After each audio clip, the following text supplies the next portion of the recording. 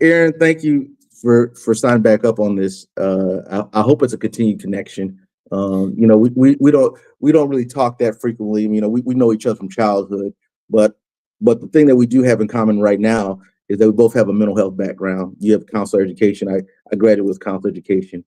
You've been working in the school district for almost 10 years plus, right? Well over that, yeah, since 2008. Wow. Yeah. And so now you're out in San Diego? Yes. Yes, sir. Yep. Out in San Uh, Diego. living a dream. You moved out there probably a couple of years ago with regards to Yeah. job. Okay. Um, how's it out in the sunny states out there? It's cold over here. It's getting cold over here. Yeah, man. I actually, when was it? It's just Saturday. Came home from my son's basketball game. Turned the Yeah. TV on. I'm like, oh, the Badgers are playing. Let's check the Badgers out. They're probably doing terrible.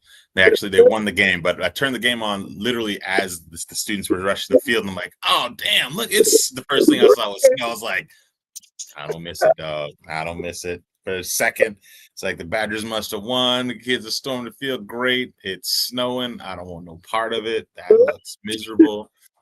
Right. Today, San Diego. my brother sent a text this morning that his daughter is moving out. Today's move out day for her. She's moving out on her own. She's leaving the nest. And I Nice. was like, ain't it too cold to be moving? First thought in my mind. It's like the wrong season, right? No kidding. Yeah. So yeah, I mean, I Yeah. do not miss the cold, man. I do not miss it. Yeah. We talked in times past about men's mental health. I don't know that we want to veer into men's mental health or black men's mental health today. I don't know. Um, um, we have mental health background, so we obviously know mental health is important. Why is it important to you to talk about mental health?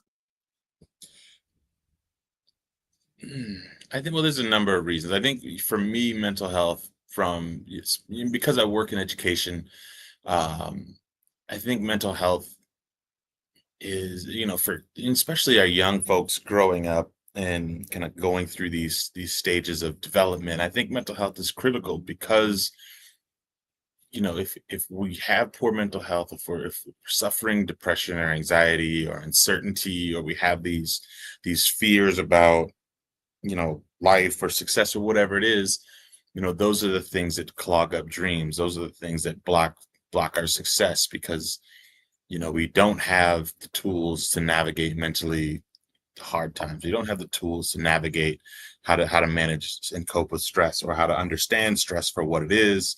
Right? We don't have the background and the comfort and the resources to help us kind of move through some of those challenges and understand what development and success looks like. Which, and I'm speaking specifically for our Black and brown young men and women. Those are the things that really stagger and delay progress, right, and stop us from being able to fight through and to see success in a lot of ways, right? So I think about students who don't understand the importance of high school grades for those 4 years. That's really, in my opinion, those 4 years, and then probably, unless you're going to an Ivy League college, like those, your grades in college don't necessarily matter. But high school does. Like, Right, if that's you true. focus on high school, Yeah, that opens the doors to the things that you might want to do right. later in life, right? That's going to open the doors for you to have these possibilities to do the things as you get older and your life changes and your opinions and your views on life change. Like, you'll have access to, and you'll have doors open. But if we don't have the right frame of mind, if we don't have the mental toughness, if we don't have the support to kind of process through and have those therapy type of sessions with trusted adults, then that's the stuff that really takes us backwards and really takes us down and prevents us from reaching the levels of success that we need to take. And so if we can have some of these conversations with young people about like managing stress and recognizing anxiety and recognizing depression and talking about those things openly, to be able to be safe, to be able to be happy and proud and comfortable, those things are bridges and relief builders that allow our brains to focus and to have these cognitive thoughts about development and to move beyond kind of what we see as our emergencies and grow. Yeah. I always tell clients at a baseline, especially when I'm trying to persuade someone to get involved in mental health. I was like, at a baseline, therapy helps improve your emotional and social intelligence. Like Yes.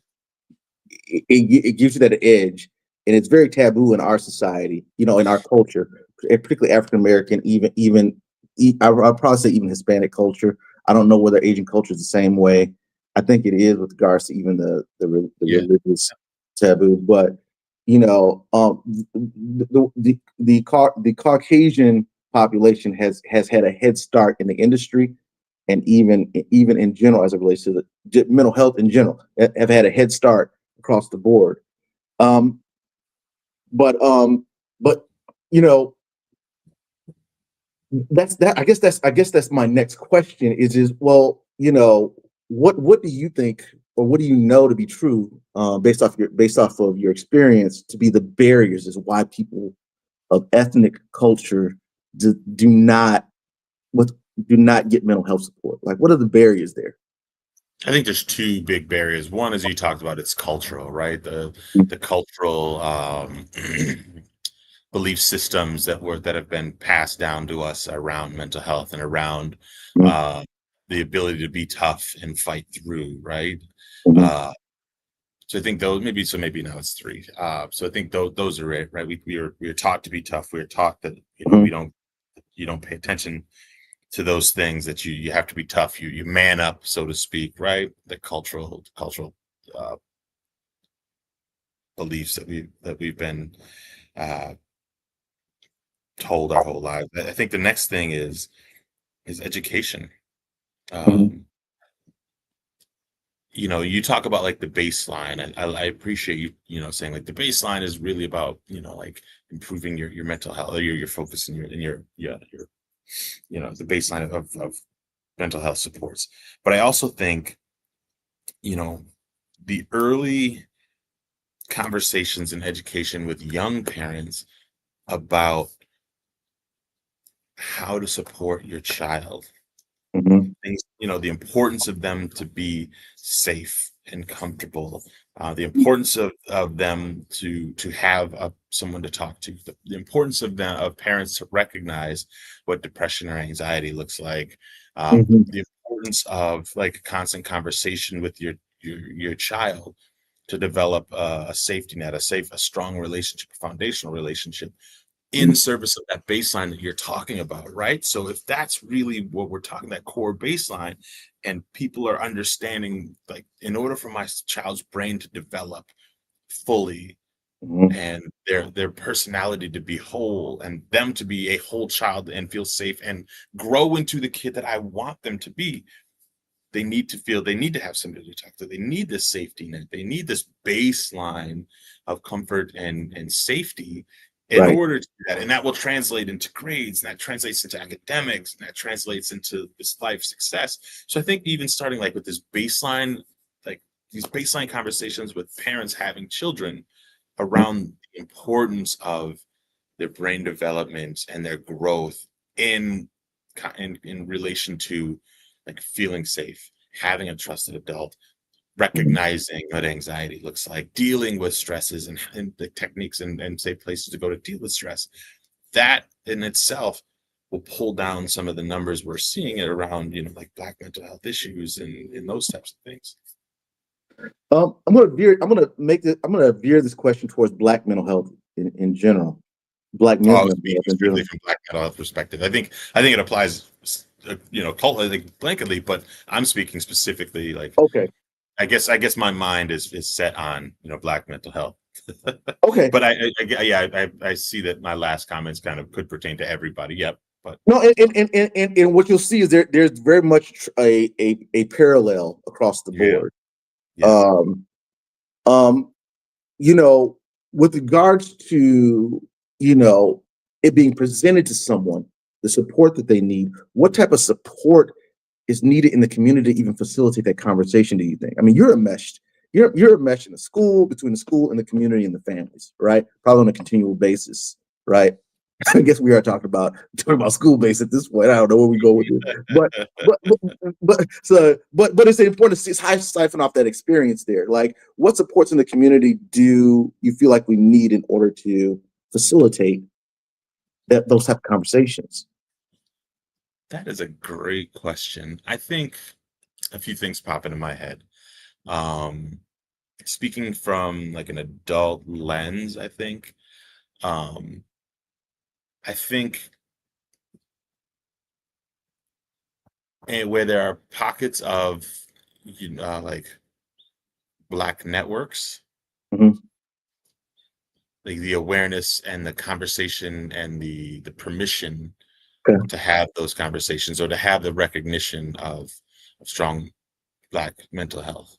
I think to identify like safe places to go and safe spaces for people to be Mhm. uh, would be one. I think the uplifting of, you know, people like you, like Black counselors and therapists, Mhm.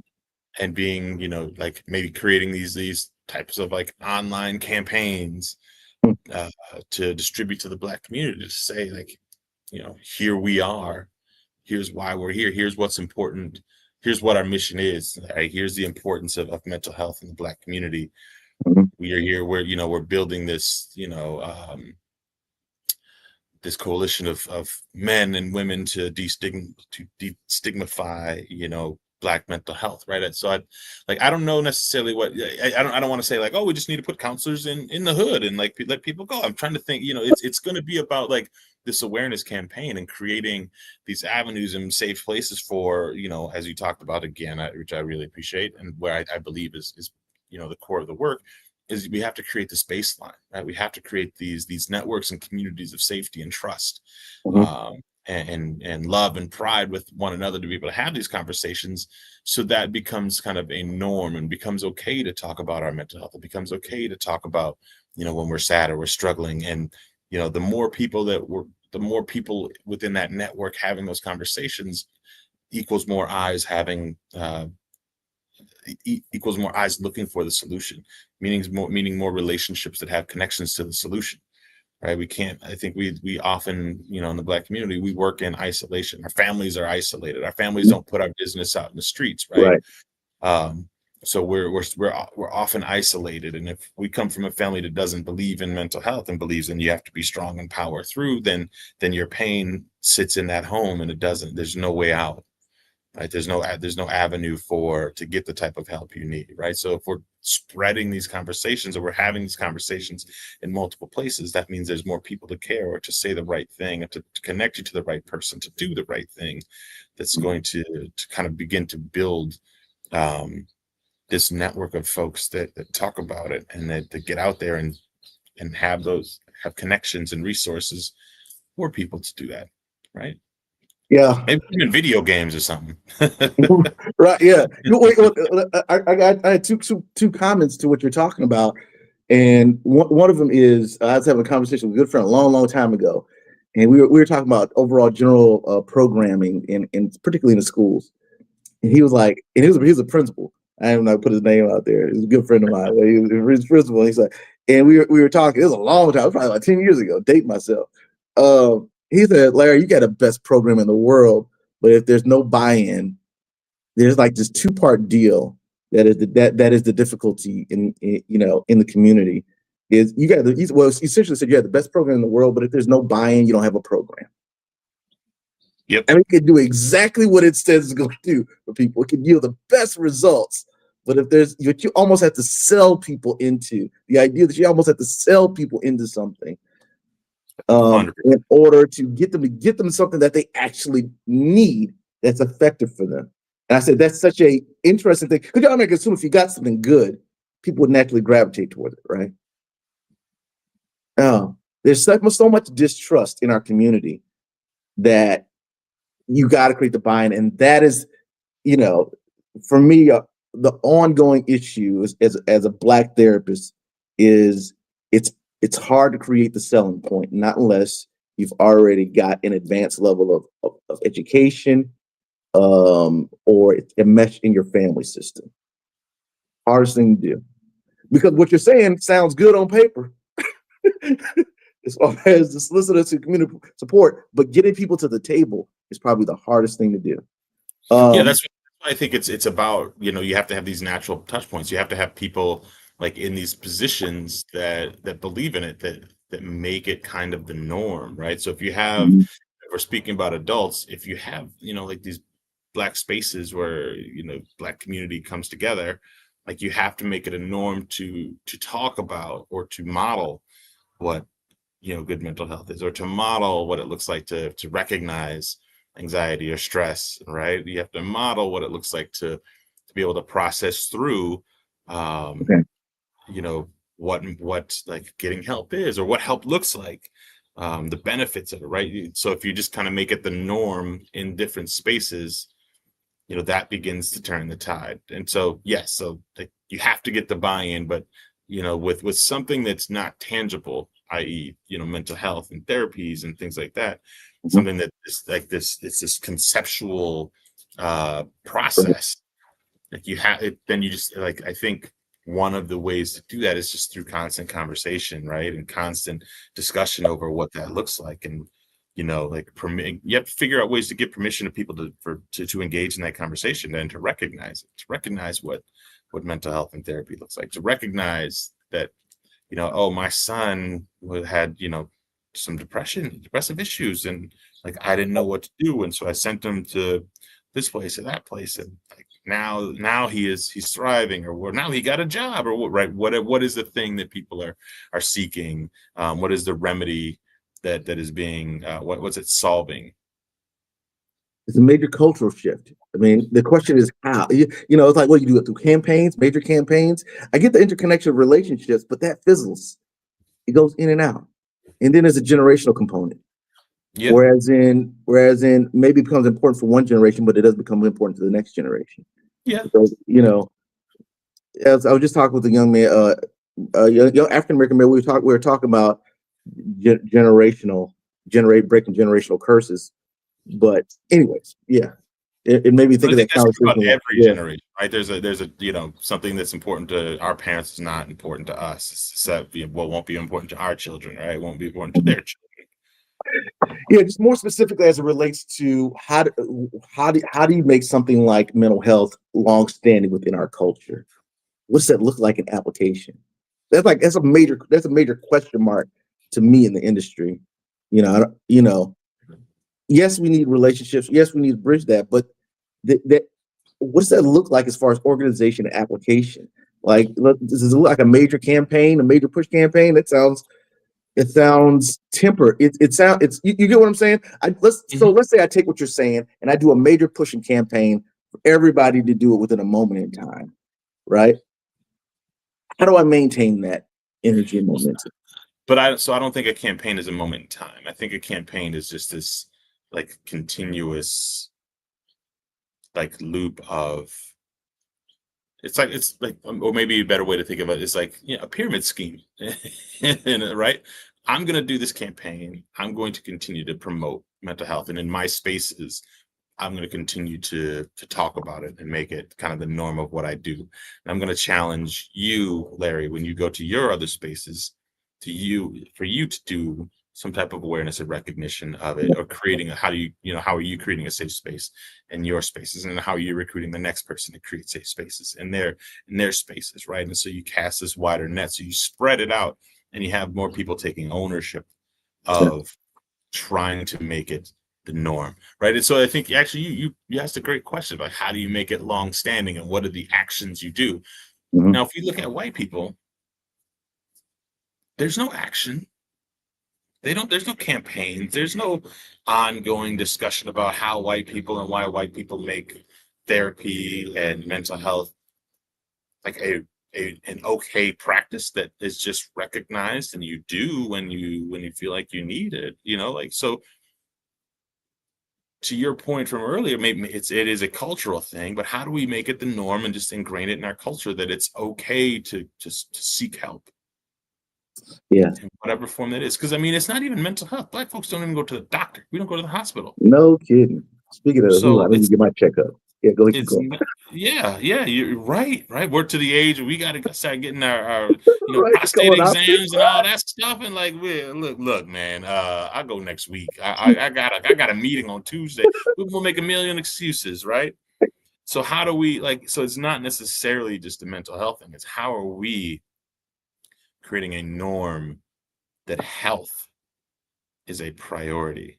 One of my old neighbors said to me before I moved out here, we were talking about like gym memberships and whatnot, and he just bought some gym membership somewhere, and I was like, "How much did you pay for that?" And he told me, I was like, "Damn, that's a lot of money for that." And he's like, "How much would you pay for your health?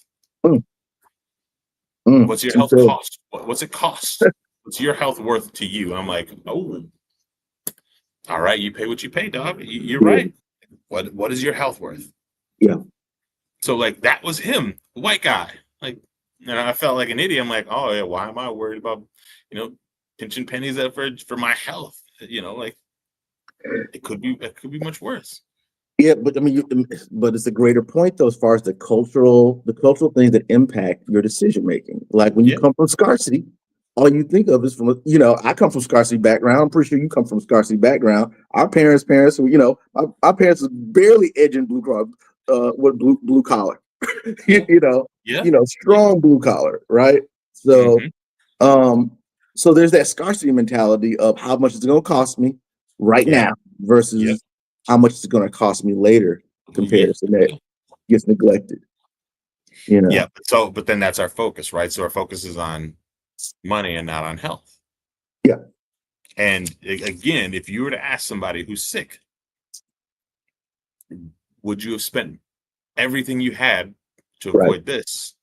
Would you have done it? And I guarantee, I bet you 99.9% of the people would say yes. right, right. So then Um, how is that the prevailing message? yeah, this goes into a conversation of one person at a time kind of deal with regards to how you make the impact. At the end, I feel like that's what it whittles down to, because it seems like an impossible task change to change culture overnight, or to plant the seed today that Yeah. will eventually have an impact 100 years from now. Yeah. These kind of rhetoric. I'd be also curious to know if there's been any increase in, Black mental health. Um, what's the word I'm looking for? If there's been a rise in Black folks receiving mental health services, because the NBA for a few years now has, had their have had people talking about mental health, and talking about therapy being okay, right, and talking about getting help, and there's been Delonte West is one who was in the NBA for a bunch of years, and he's homeless, and he's got all types of mental health problems. He's been arrested, and blah blah blah blah blah, right? Kevin Love was one who's been out. Anthony Edwards talked about it. Mhm. So there's these Black figures that talk about mental health and seeking health, speaking to a younger audience. But I wonder if that's had any impact. I would imagine so. That goes into a very stronger, more hopeful, really conversation. Is the idea that Black mental health has actually become pop culture a little bit. Hmm. Hmm. It has been, the fact that it has been promoted, and it is enmeshed in a lot of with a lot of popular individuals and brought to the stage. Um, I think it fights against a whole lot of old fashioned cultural things that create those major barriers, particularly cultural, even religious type of structures that shame vulnerability, Yeah. particularly as it relates to men's health. Um, um, that leads me to probably a bigger question as it relates to Black culture, and even broader manhood culture. Is what do you think makes it so difficult for men to be vulnerable? We talked about it, but I think there's something bigger underneath the surface. He laughs. Well, because I think there's so much that's a heavy question. Um, I mean, I think the pressure that society puts on men to be, tough and rugged and protecting and violent and strong and um, the best. I think Mhm. that is part of it. I think when you also look at the history, particular of Black men, and like there's that so the untreated trauma Mhm. of Black men from slavery to Jim Crow, right, to microaggressions, kind of the history of like this constant like putting down and subjugating and burying and diminishing, um just leaves these scars and this hardness, um that kind of fuels this anger and Mm. fuels like this protective core that says, right, like I've got to go out in the world and face all of these things. I don't have time for vulnerability. I've got to Right. make sure my kids are protected. I've got to make sure that I'm protected. I've got to make sure that like I'm going to get what I need and get what I deserve, Right. um, unapologetically, right? So I've got to fight through these demons that are right outside my door constantly, daily, monthly, yearly.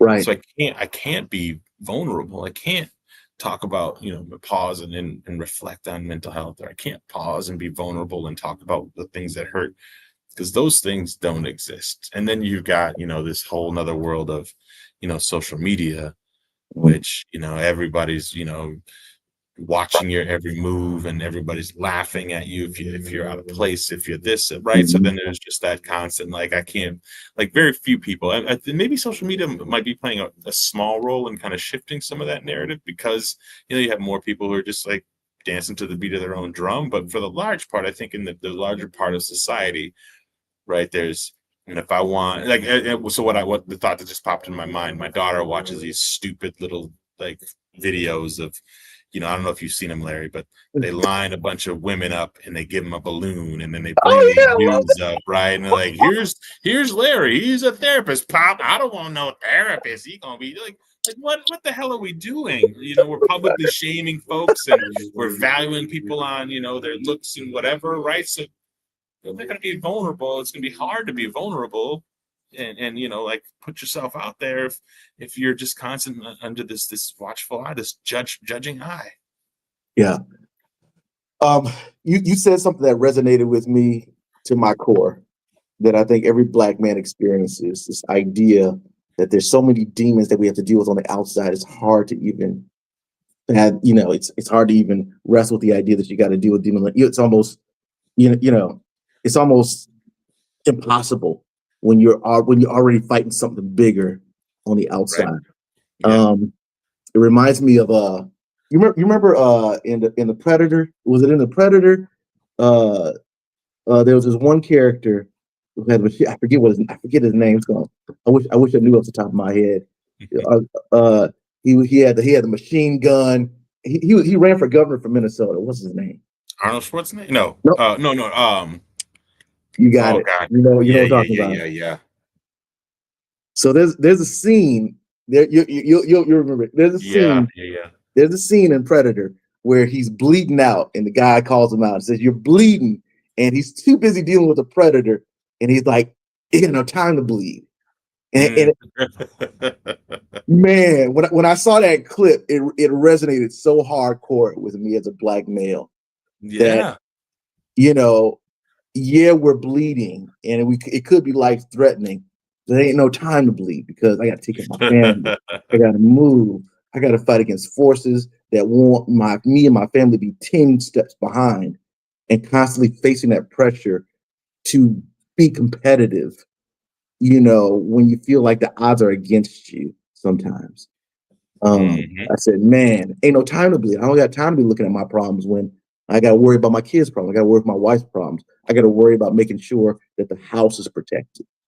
The burdens of a man as it relates to why he sometimes ignores his own physical health, let alone mental health. You know, Jesse Ventura. Jesse Ventura, crying out loud. I'm glad we have to put a clip in. We have to put that clip in. Get somebody to re-edit this and put that clip in there. It was such a profound thing to me as a Black male. I said that's what every Black male that I know, they're thinking that right there. I don't have Hmm. any time to bleed. Do you feel Yeah. that? Do you Yeah. ever feel that? Have you ever felt that, or have you ever noticed that even from your parents? I know I've seen it generationally. You Oh know, yeah, yeah, yeah. Yeah, I think 100%. that's where that comes from. That's Right, what the where it comes. It comes from our parents, right? My mom, I remember, like, I mean, we grew up in the same neighborhood. Larry grew up in right, South Side of Madison. We wouldn't no right. money over there. I remember around this time of year, probably a little sooner, a little earlier, my mother would start applying for jobs at like the Prangy Way and the Kmart's and all the Mm, stuff around the hood to right, work second job, so she could have to get some money to like buy us Christmas gifts. So she would work that holiday season, you know, two full-time jobs over the holiday season just to try to, to get us something for Christmas. Yeah, my right, dad would be, he would grind and work and come home and do it. Like, yeah, there's no time. Then he, run to church and like we ain't got time to bleed. I got right, kids I got to feed. He was super protective of us too, being black boys in the hood, like trying to run around with the police there and what all this, the drugs and all the stuff that were going on. Like, he was super protective of us. So yeah, he didn't have time to check in with himself and worry about his decompressor or try to alleviate his stress when he's got all his kids he's got to protect in his home. He's got to figure out his job and all that kind of that stuff, right? So that's where all that came from. And like, even think about it, I'm sure you do this too, Larry, but like when we'll talk, and my brothers and sisters and I will talk and we'll reminisce and have some of these conversations when we're all together. Like, we all also kind of, it's like a badge of honor. It's like, mm, it's prideful to think back to, yeah, like, how much our mother works, 20 hours a day to do this, how much she just, like, how much our parents just gritted their teeth and just fought through. And like, it was like honorable, and we're so proud and appreciative that our parents just didn't take any time for themselves, didn't yeah, focus on their own mental health and well-being, didn't pause to just breathe. They grinded for us and they gave their all and blah blah blah for us. Like, that's a badge. right, right. And I wonder if in other cultures, is it that? Is it like, damn, my mom, like, is it like, in white culture, do kids celebrate their parents, like No, pausing and like it's almost just the being there? opposite. Right? Yeah, yeah. So that's an interesting sociological phenomena there of comparison, because I have the wonderful thing about my experience, especially in the Midwest, is I get to experience providing therapy across the board. And you'll probably hear more from Caucasian culture the complaint of my parents weren't there because they worked too much. That was the case. But for a black child, it's a badge of pride to be able to survive. Our Mhm. parents did things and it helped us survive and maintain. Yeah. That's an interest that is an interesting nugget of insight there that I really didn't pay attention to. That I'm just thinking about right now in comparison. I mean, when Mhm. somebody talks about their mother, single mother, or I Mhm. got one client that's got single mother work, it takes pride in, oh, that, and that's why I honor her so much. Yeah. It's the narrative. That is Yep. why I respect them so much. It's because they work so hard for me. Ignoring that maybe that's not exactly how it's supposed to be. Not necessarily ignoring, maybe just not knowing, not Not knowing. understanding, Yeah. right? It's not Yeah. Oh, knowing yeah. that, Right. damn, Right. my mom didn't take the time for herself and she suffers, right? And then the black Right. mortality rate is always lower than is so low, right? Right. So like, how do we make the connection that, yeah, moms and dads working and not paying attention to their health and ignoring those signs and ignoring, their well-being, Yeah. that's a problem. Yeah. That's a problem. But it's also it becomes a barrier even to mental health to say Hmm. that if I can't going to mental health is saying that I'm not strong enough Hmm. to bear the weight. You know, Hmm. I feel that even to myself, even though I know that it's important for me to be vulnerable. But I literally have to I literally have to bring the word to my head that it's important for you to be vulnerable and bypass all of the gray conversation. I don't know whether I'm explaining it the best, but I literally have to tell myself it's important for me to be vulnerable, um, just so I can be vulnerable. Yeah. Like there's no other language that will prompt me to be vulnerable. Yeah. Does that make sense? Sort of Yeah. what I'm talking about. Like there, Yeah. I don't have framework. I don't have language that supports Yeah. being vulnerable. Yeah. You know what I mean? Like there's Ooh, more that's a great framework, point, Larry. dude. That's heavy. Yeah. That's Yeah. heavy. There's more framework that supports me being strong and Yes. being street smart and being able to endure heavy amounts of pain than there is framework language, even cultural language around the idea that it's okay to be soft, To access those thoughts. to Yeah. access those thoughts. Man, so maybe that's part of that I think you maybe solved part of the problem of Right. awareness is right. We got to have a cultural and public framework. Reframing, even, or really Yeah. reframing. Yeah. To access those thoughts. Right. Like I said, I have to I have to go straight to the language and say, Larry, you can be vulnerable right now. That might, I tell my clients, but our tears are our comfort. And I didn't get that breakthrough probably till I got into college. Not to go too far into my language here, but where I gave myself room to cry. And Mhm. I think the majority of my tears in my childhood were either out of anger or they're out of excessive sadness, but not in a sense from a standpoint of what the conversation I have in my sessions of allowing yourself to grieve over your emotions or allowing yourself to grieve. Mhm. Anyways, but that's a solid side conversation with regards to what does what is the language that this supportive language around vulnerability that is necessary in order for us to reframe the negative language associated with vulnerability, as vulnerability is a sign of weakness. Right. Vulnerability is a sign of lack of control. Vulnerability is a sign that your inability to tolerate pain. Yeah. So it's how do we change that from a deficit mindset, Right. to a growth mindset? Right. Vulnerability isn't about weakness, right? It's about identifying where you need to repair. You need to strengthen your own body and mind, and doing so and addressing it. Right.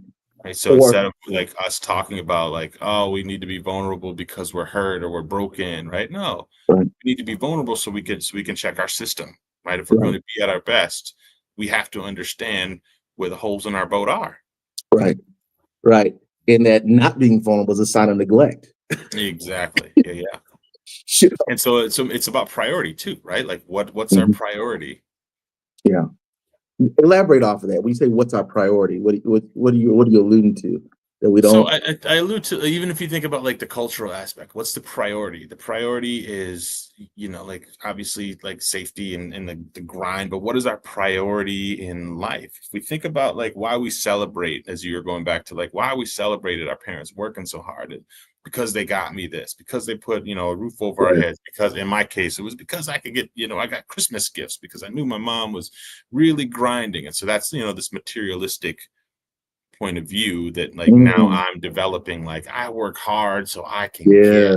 so I can have, and these my mom worked hard so she could buy me these, right? And instead of like my mom worked hard at the detriment of her mental health. And what I would do if I could do it all over. My dad's no longer here, so right, if stress was something that killed my father, like if my priorities or our priorities now in this next generation are like we have to like what's our priority? Mental health over Mm, Christmas gifts, mm, our happiness, and mm. like my joy that I'm spending with you, and the lessons that I'm spending with you, and the protection I'm giving you to have these conversations about you growing up to be a strong, engaged, beautiful young boy and girl, as my kids are, and finding your joy and being able to kind of self-regulate and check your emotions versus like, oh yeah, we're gonna grind so we can have and we can do.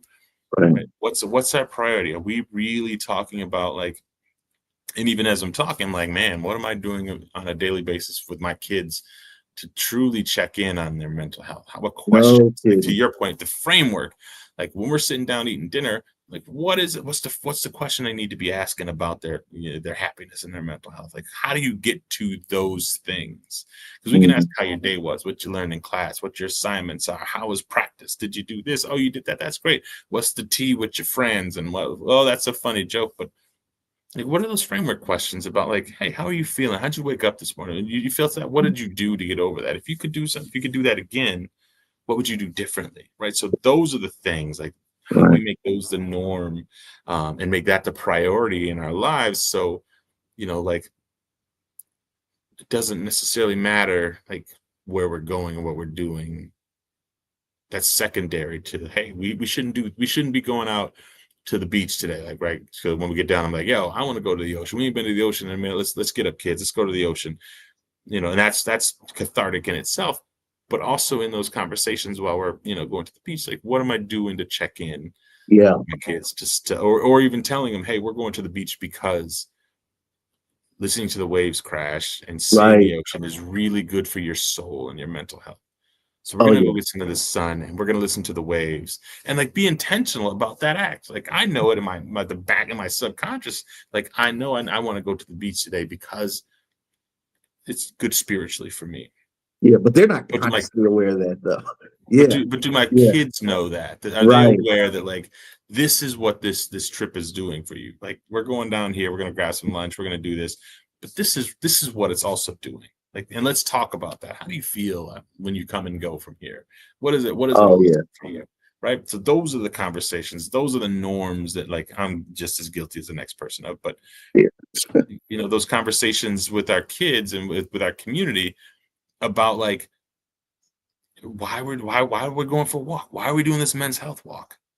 Hey, why don't we just not even call it men's health? Hey, Larry, what you doing? Let's just go for a walk Right. and talk about, like, hey, this is cathartic in itself, right? We're de-stressing, we're moving our bodies, we're like, we are in an environment where there is not these stresses and things we're dealing with. This is why we should do this daily as a community, right? Like, those types of conversations and actions. Yeah. Some of the language you're using, it reminds me of something I talk about in therapy with regards to elements of mindfulness. The idea of slowing down, Hmm. processing your emotions and your thoughts. Um, but what I heard that stood out like a sore thumb is the idea that we're in a society where we're trained to go, go, go, and nobody's training us to slow down and process. I was like, wow. Even with our kids, you talk about training our kids to slow down and process what we're doing, to be fully present rather than to already be at the beach when we haven't even made it there yet, for instance. Yeah. But you know, so this is good. Uh, um,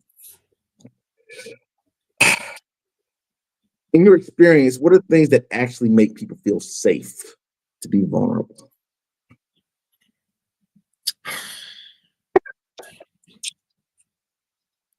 Um, I mean, I think the biggest thing is relationships, right? You have to have the relationship with folks and the trust in that relationship, to be able to say the vulnerable things, to be able to address the vulnerable things. Um, Let and me let that's me let me pivot this. hard. Let me pivot this, particularly towards black men, because that's a whole nother animal. Hmm. What do you think it takes for black men to feel comfortable being vulnerable?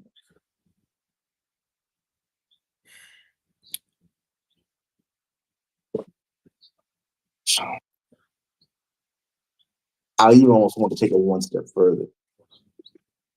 Older black men between the ages of Mm. 30 and 50. Um, I think what I think it would take for them to feel comfortable, if you're thinking, like, older, 30 to 50, one of the things that I think you need the elders to pass that message down. We need some of our elders to talk about, like, historical influences of ignoring mental health. on them. At least to We a need we weird need we circle. need some like historical, like we need some of that like old African tribal like Yeah. leadership, right? And experience and exposure of having folks that we look up to talk about, like push downward on us to say like this is okay. One. And I think, like 30 to 50, I also think for them to feel comfortable, I think um we do need trusting people around us Mhm. that open that conversation, that continuously open that conversation. Okay. So elders, relationships. I get stuck when it comes to Black mental health. I get stuck on a major something that Dave Chappelle said a while back ago that still stings my mind. He said it in a joke. He says, "Nobody gives a f about how Black America feels." Mm-hmm. Yeah. You know, Yeah. and and I've had the interesting um uh I've had the opportunity to talk to a lot of Black men who aren't afraid to be feel vulnerable, but it's like 1 out of 100, you know, in their family system, they're the one that got the Yeah, memo. right.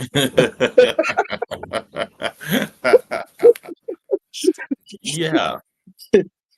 um, it is it is expressed. I'll tell you, it is expressed as a form of privilege when I hear when I'm with Black men and we talk about and they talk about why they got it's coming from a point of privilege, then it is a point Privilege of as in like financial privilege? it's in enhancing my life that I'm trying to enhance my life, and I found here's exactly what happens with me and Black men in mental health sessions without naming any names here. But every black male that I've ever visited, at some point, probably about 90% of them will laugh if they see this message here. They come in because they want to enhance their life, or either trying to escape something that detrimental, but they don't see it. It's either emergency, or they're trying to enhance their experience, and they find out that there was something deep rooted that they needed to address. That was that geez, I should have got mental health for this a long time ago, kind of deal. Yeah. Because you know what I'm saying? Yeah. We end up having these conversations. And they're like, "Oh my goodness, I didn't know that was there. Boy, that's a problem there. That's a major problem that should have been addressed a long time ago." But it's never viewed up front as something that needs to get addressed. It's a lot of times they're either coming because they're trying to escape a temporary situation, or it's seen as the an extension of their well-being. Like, I went got my colonoscopy, I need to get some mental health right. Kind Mm-hmm. of deal. Yeah. Yeah. Yeah. You get where I'm going. You get where I'm going Yeah. with that a little bit. Yeah. Yeah. Um, So it's about a repair, right? It's about an immediate, like major, something like seen as more major than either it meter is. repair or a luxury Yeah. Yeah. to Something enhance their major versus, emotional yeah. experience. Yeah. So it's like a significant event cause versus maintenance and just good self-care. Yeah, Yeah. yeah. You deal with someone with that mentality. Like I said, I used to have to go into a sales process almost in the Mm-hmm. moment with them. Says at baseline, emotional and social intelligence, and at a maximum, you actually get some healing from this. Right. But anyways, so then not to get too lost in the sauce there.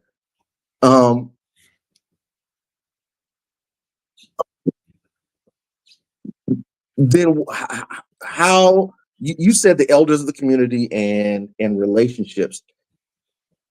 Is there anything else aside from that would I don't know, but I think because you brought up a good point a moment ago that I was like, yeah, that's also a problem. Like the Black community is so, because you talk like 1 in 100 people, right? And to get 100 people together or to talk about this. How many cities are you talking, or states, right? To get 100 Black men to come together and talk about mental health, and like, so one of the barriers that you made me think about was like, there's not a concentration of Black men in too many spaces, Yeah. right? So to create this movement, like you look at a city like Madison and Iowa, where you're at, you don't have a list of Black men to go to and to create this city or statewide movement. Madison doesn't have like, Aaron's doing great work there, but like, it's not a huge population that's going to create like this larger movement. So you think about like Atlanta, Mhm. Charlotte or Raleigh, Durham, North Carolina, or something like that. You think of like, you know, whether down in New Orleans, you think about like Black concentration. Mhm. That could be a place to start, right? If you're talking about Right. trying to spark a movement with a large number of people. Right. Um, I don't have a good answer for how to create the space. I know that, like when you talk about Black professionals, and you also have to deal with that within the Black culture, right? There's the Black professionals, and then there's the general population of Black folks. Like, Mhm. there is also that separation and that barrier, within the culture of the haves, like the haves and the have-nots, Yeah. right? The struggle with that, that you see permeating in many cultures, but specifically, we're talking about ours. Um, you have that barrier to overcome. Yeah. So I don't know. I don't know. I, I my advanced thoughts are is that technology will eventually catch even catch society up to mental health. Even, I mean, you saw that during COVID, and not to make a long story long here, but you actually saw how technology was bridging the gaps during with mental health during COVID. Ironically, Yes. when the policies started changing and online therapy became more of a norm, because of COVID, I don't know if people noticed there was a rev up. Yeah, there's actually there's actually policy that had to shift in order for people to get access to mental Yeah, I health. remember that. Do you think Um, that do you think that was an element that is built off of an element of safety for people? Like, I can be online with you now here in California, you're in Iowa, and like, there's a safety that like we'll never meet, or like, I don't, my business isn't gonna be out there, right? I can say these things, a little bit more openly, because like it's this oh, virtual world. oh yeah, yeah, 100%. I think that's a major selling point to therapy. What ended up happening, what people, I don't know whether people noticed what ended up happening during COVID is that therapy became more accessible in the rural America, Hmm. where it's taboo to go to therapy, or it there was a barrier of transportation in order to get to healthy therapy within rural America. In other words, the smaller towns.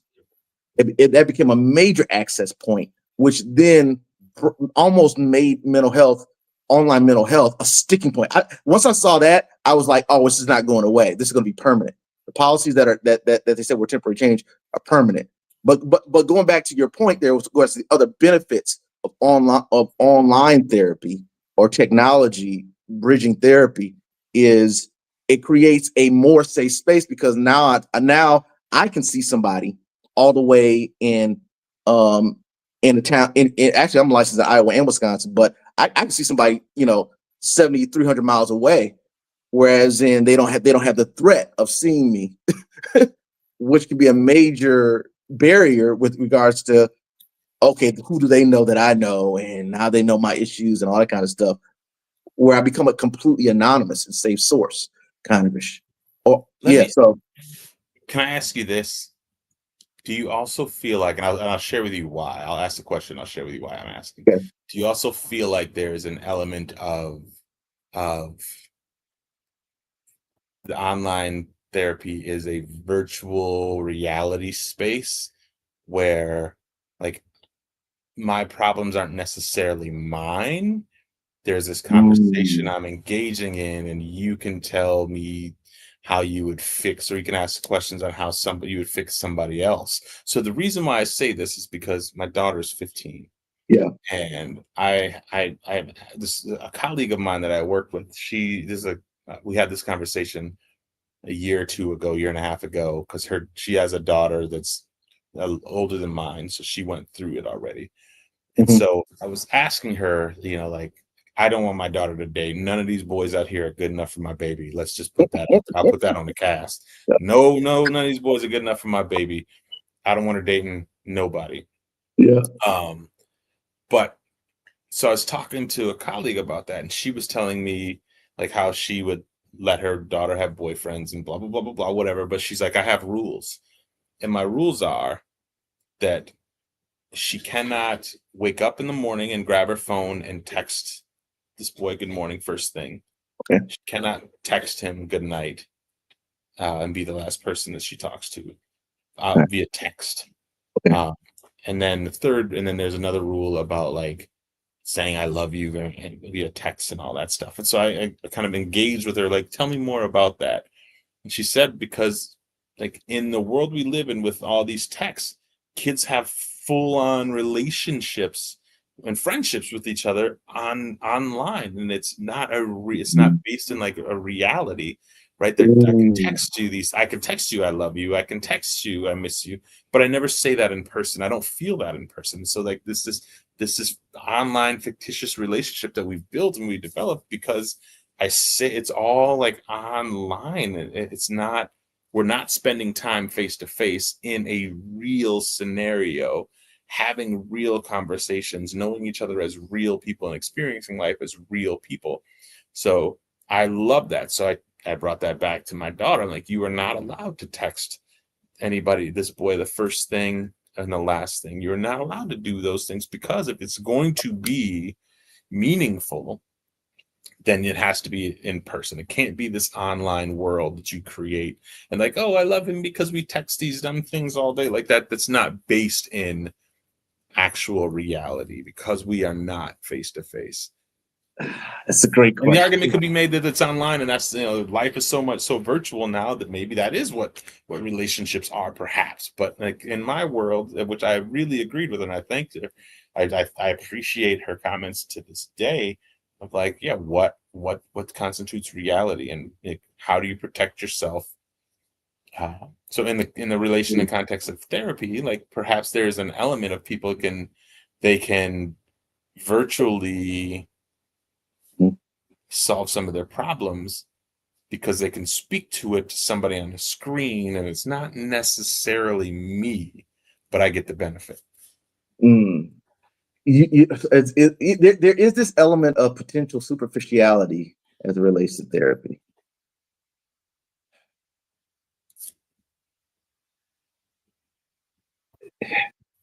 There's different realms of thought. What your colleague is saying is true, but it's also false. I'll say it like that, in the sense that the past generation defined having interpersonal contact as being in person, and it's the reason why in-person therapy is still so important today. Is because it's still a major preference and connection for a lot of people. My daughter is dang near yelling at Alexa like it's a real person. Is that look, Alexa, listen to my conversation right now. Is that interaction superficial? For the computer it is, but for her it's very real. She has a relationship with that device. And if that device doesn't do what you say, that device is gonna catch hell from her.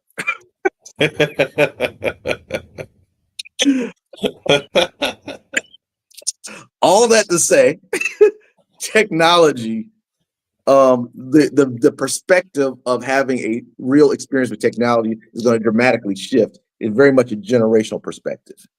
I think the two individuals, it's no different than, I think you can find that realism in the sense of online dating. Like how much has online dating facilitated and helped create and enhance relationships between individuals? Back in the day, yes, but it isn't the relationship. there is the idea that people are going to start having relationships with online computers at some point. I used to They work. already are. They already are. Yeah, no And kidding. those folks don't need to be. Those folks probably need to be talking to you.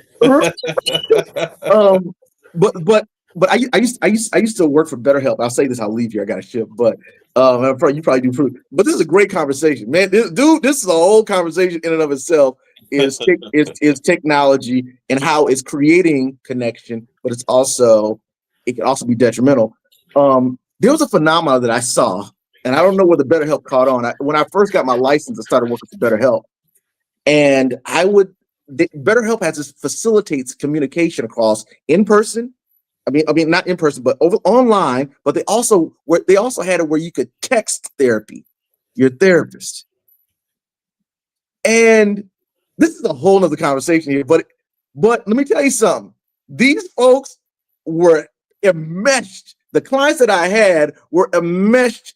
Those individuals were emotionally triggered, and that experience of a text therapy is particularly those who struggle with anxiety, maybe social anxiety, brought out that element of connection because it removed the barrier of the pressure of someone knowing you and feeling judged. And so it created a non-judgmental atmosphere, which then ushered in connection by not having that personal connection. If that makes any sense. Anyway, absolutely, and I think so my question wasn't like, is it bad for therapy that it's online? It creates a sense of safety, right, and anonymity in me. Like, I can reach out via text, I can be on this call, but you don't know how tall I am or how what my body looks like, because you only see me like from the shoulders up, whatever, largely. So there's some safety in there. And in that safety, I can grow, and I can hear from you, a professional, and I can learn and like so. I think there's a huge benefit. And I love, like, if I'm in crisis and I could just text somebody that I know is going to give me the right advice, like, yes, that I'm all for it. That there's beauty in that. So I think that, as we talk about and think about technology, I think there's from the perspective and the lens of getting help. And having safety in conversations, I think universally, like, even talk about, oh, I love you. There's safety in texting those things, right? Because it's you're not as vulnerable as we were talking about earlier. It's a lot harder to say I love you face to face than it is I love you via text. Yes.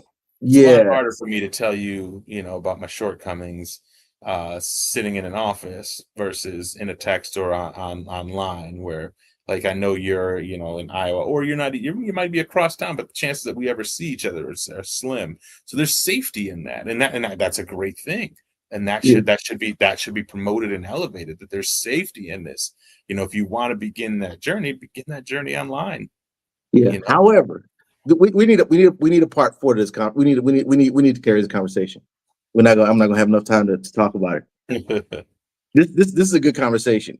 If you want to have it, we can have another online conversation. We should talk about this.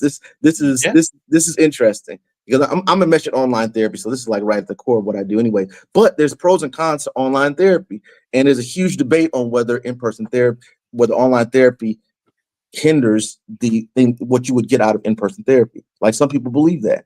That's an interesting thing to address. We'll talk about it later. I got to shift. I know you probably got to go. Go spend time with your kids. We'll talk to you later. Yeah. Holla at me. We'll do it again. Yeah. All right. Sounds cool. All right. Bye.